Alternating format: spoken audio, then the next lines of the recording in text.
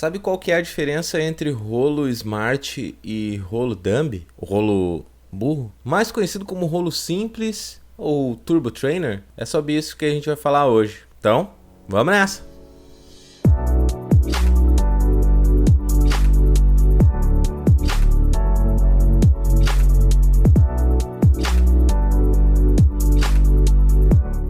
Com essa onda crescente de pessoas procurando o recurso do treino indoor, também vieram muitas dúvidas referente a trainers, né? A rolo de treino. E muita gente pergunta para mim se para, por exemplo, usar o Zwift ou usar algum software específico de bike precisa ser necessariamente um rolo Smart. E a resposta é não. Eu já falei isso aqui no canal várias vezes, inclusive já mostrei o primeiro vídeo, olha, o vídeo eu acho que é lá de 2016, se não me engano, falando sobre rolo, um rolo simples, um setup bem simples para poder utilizar o Zwift. E não necessariamente precisa ser sempre um rolo Smart. Mas afinal de contas, qual que é a grande diferença entre um rolo simples e um rolo Smart? O rolo Smart, na sua essência, né, a sua definição, é qualquer rolo de treino que consiga enviar algum tipo de sinal para o PC, para o smartphone, enfim.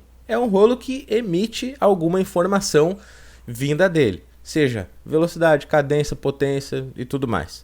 Então essa é a definição. Aí nos rolos Smart ainda a gente tem a opção de rolos Smart que tenham controle automático da resistência, que é aquele recurso que simula os gradientes, né? Simula a elevação do terreno no nosso simulador. Então, isso também é uma coisa que sempre confunde muito. Não é só porque o rolo é Smart que ele vai controlar automaticamente a resistência do rolo. Isso tem que tem que ter muito cuidado, tá? E o rolo simples não vai enviar informação nenhuma pro jogo, né? Até porque ele não faz nada, né? Porque é um rolo simples. Tu nem liga na tomada para começar. E o que vai fazer com que ele se torne um rolo jogável, mais ou menos assim, falando? Ele não vai fazer nada. Vai botar a tua bicicleta lá, normal. O que vai fazer são os sensores de velocidade e sensor de cadência. Para o Zwift, para os outros, eu não sei, nunca testei, na verdade, né? Mas para o Zwift bastou ter o sensor de velocidade, que é o mínimo necessário, tu já consegue sair andando. E claro que a gente não pode esquecer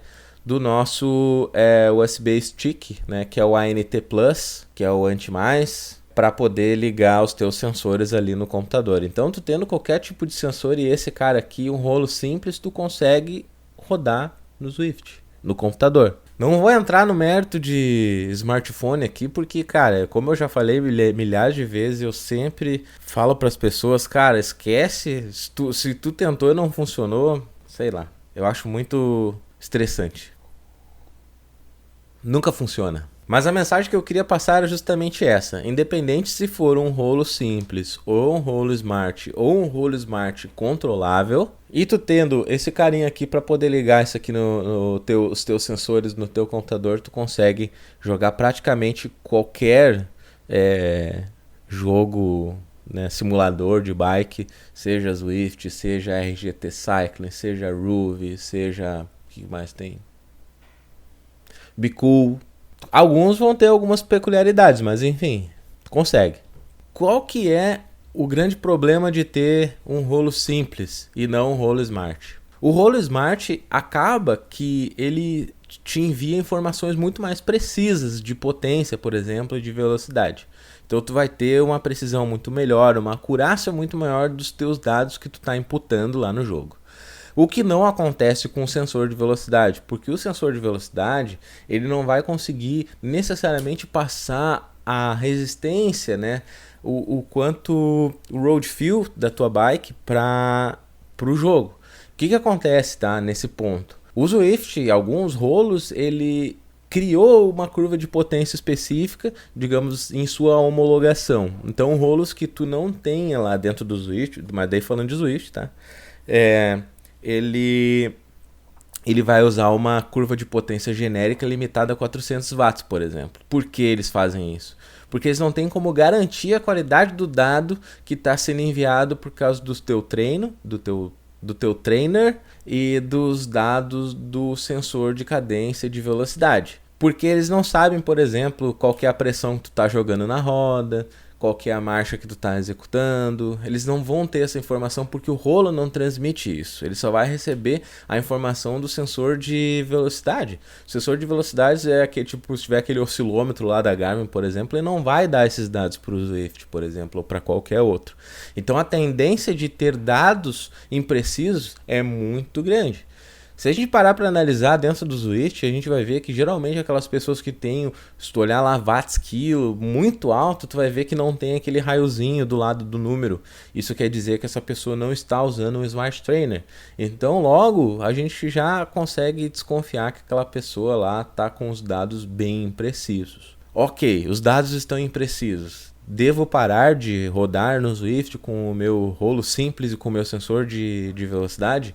Nunca. Afinal de contas, a gente está num período que a gente nem pode se preocupar muito com isso, porque a minha preocupação maior é treinar. Então, se tu tem, cara, boa sorte, bons treinos, se diverte, não dá bola para esse tipo de coisa agora, tá?